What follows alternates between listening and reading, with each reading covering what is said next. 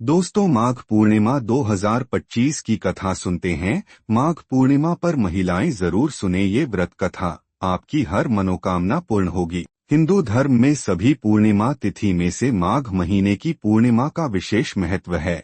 इस दिन गंगा स्नान करना बेहद शुभ माना जाता है। ऐसी मान्यता है कि इस दिन सभी देवता पवित्र नदियों में निवास करते हैं। ऐसे में आइए माघ पूर्णिमा के दिन सुनने वाली व्रत कथा जाने। माघ पूर्णिमा व्रत कथा बुधवार 12 फरवरी 2025 को माघ मास की पूर्णिमा है। हिंदू पंचांग के अनुसार यह माघ मास की अंतिम तिथि है।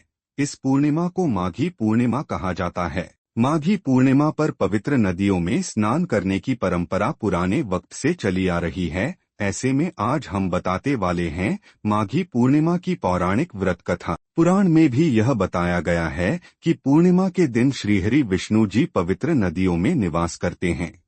ऐसे में अगर आप पूरे माघ महीने के दौरान नदी में स्नान नहीं कर पाए हैं तो माघ पूर्णिमा पर जरूर स्नान करें। ऐसा करने से सभी पापों से मुक्ति मिलती है। पौराणिक कथाओं के अनुसार नर्मदा नदी के तट पर शुभ्रवत नामक विद्वान ब्राह्मण रहते थे, लेकिन वह बहुत लालची थे। इनका लक्ष्य किसी भी तरह धन कमाना था। ऐसा करते करते वे समय से पहले ही बूढ़े दिखने लगे और कई बीमारियों की चपेट में आ गए। इसी बीच उन्हें अंतर्ज्ञान हुआ कि उन्होंने सारा जीवन धन कमाने में बिता दिया और अब उनका उद्धार कैसे होगा। इसी क्रम में उन्हें माघ माह में स्नान का महत्व बताने वाला एक श्लोक याद आया। इसके बाद स्नान का संकल्प लेकर ब्राह्मण नर्मदा नदी में स्नान करने लगे। करीब 9 दिनों तक स्नान करने पर उनकी तबीयत और ज्यादा खराब होने लगी। तबीयत बिगड़ने से उनकी मृत्यु का समय आ गया। वे सोच रहे थे कि जीवन में कोई सत्कार न करने के कारण उन्हें नरक का दुख भोगना पड़ेगा,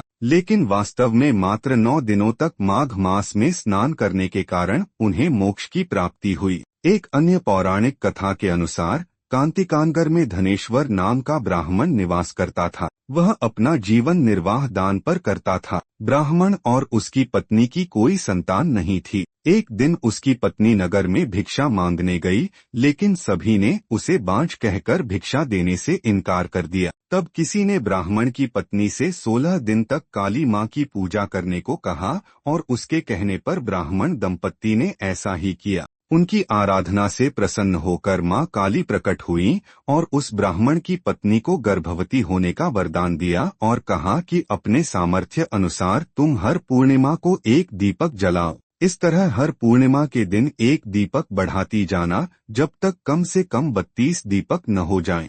ब्राह्मण ने अपनी पत्नी को पूजा के लिए पेड़ से कच्चा फल तोड़कर दिया। उसकी पत्नी ने पूजा की और फलस्वरूप वह गर्भवती हो गई। वह प्रत्येक पूर्णिमा को मां काली के कहे अनुसार दीपक जलाती रही। मां काली की कृपा से उसके घर में एक पुत्र ने जन्म लिया जिसका नाम देवदास रखा गया। देवदास जब बड़ा हुआ तो उसे अपने मामा के साथ पढ़ने के लिए काशी भेजा गया। वहां पर एक दुर्घटना घटी जिसके कारण धोखे से देवदास का विवाह हो गया। देवदास ने कहा कि वह अल्पायु है, लेकिन फिर भी जबरन उसका विवाह करा दिया गया। कुछ समय बाद काल देवदास के प्राण लेने आए, लेकिन ब्राह्मण दंपत्ति ने पूर्णिमा का व्रत रखा था, इसलिए काल उसका कुछ नहीं बिगाड़ पाया। तभी से कहा जाता है कि पूर्णिमा के दिन व्रत करने से सभी संकटों से मुक्ति मिलती है और मनोकामनाएं पूरी होती हैं।